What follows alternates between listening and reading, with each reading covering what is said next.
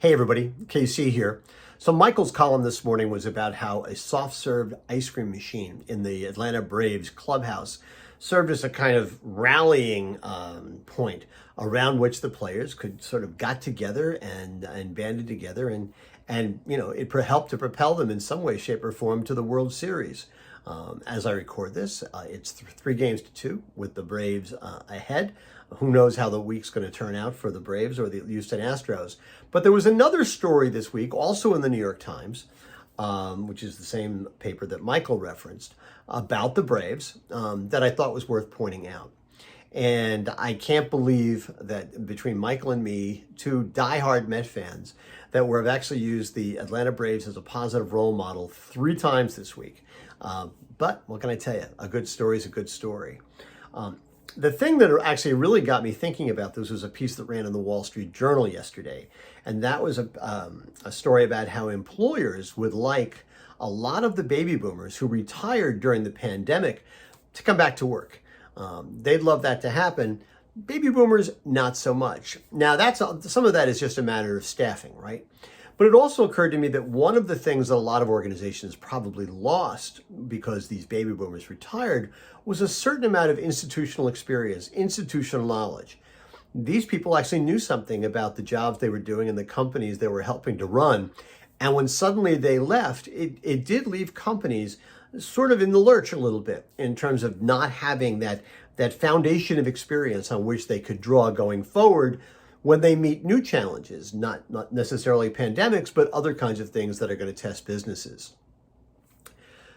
The story in the Times about the Braves that sort of I connected to this was a piece about how the Braves manager, Brian Snitker, who had been in the organization for a long time, he'd been a coach, he'd been a minor league manager, but he was somebody who examined very carefully and paid very close attention to the way that Bobby Cox, who was the longtime Atlanta Braves manager and had a lot of success in the organization, paid a lot of attention to how he managed the game situations, how he dealt with the media, how he dealt with different kinds of personalities. He just really went to school on how Bobby Cox dealt with all those different kinds of situations, so he would be prepared down the road.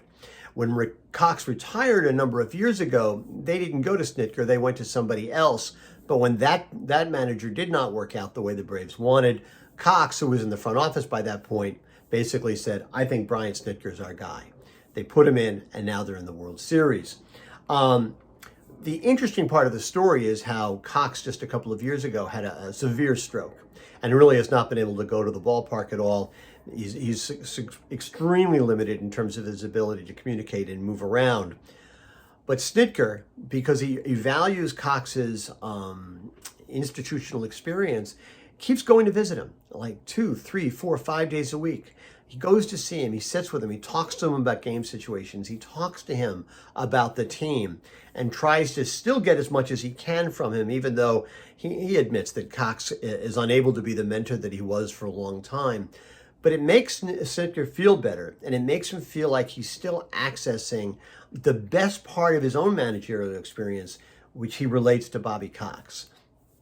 Institutional knowledge is a really important thing. And maybe I'm saying that because I'm getting older. I'd like somebody to actually value my institutional knowledge. But I also think that it's, objectively speaking, companies have to figure out ways to access these people. And maybe it's a way of creating jobs that maybe they're not necessarily full-time. Maybe they become kind of in-house consultants.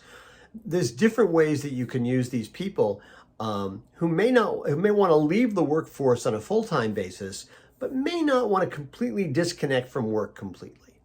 And so I think it's really worth it for companies to look around and say, okay, how do we keep these people connected in a way that they can continue to help us and we can continue to help them? Anyway, that's what's on my mind this morning. And as always, I want to hear what's on your mind.